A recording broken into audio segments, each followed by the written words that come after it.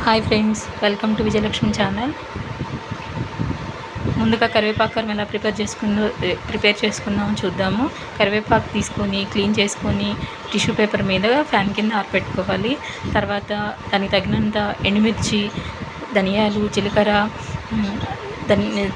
జీలకర్ర, పచ్చిశనగపప్పు, మినప్పప్పు ఎర్రగా వేయించుకొని పక్కన పెట్టుకోవాలి.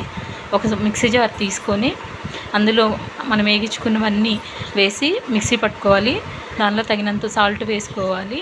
కొంచెం చింతపండు కూడా వేసుకొని మిక్సీ పట్టుకోవాలి. తర్వాత వేయించిన కరివేపాకు కూడా వేసి మిక్సీ పట్టుకోవాలి.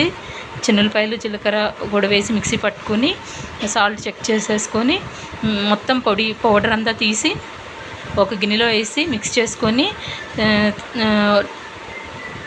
స్టోర్ చేసుకుంటే ఇదంతా 1 మంత్ పాడవకుండా ఉంటుందండి. మంచి వాసన వస్తుంది. ఇది అన్నంలోకైనా, ఇడ్లీ, దోశలోకైనా చాలా బాగుంటుంది. నెయ్యిలో వేసుకొని తింటే ఇంకా బాగుంటుందండి.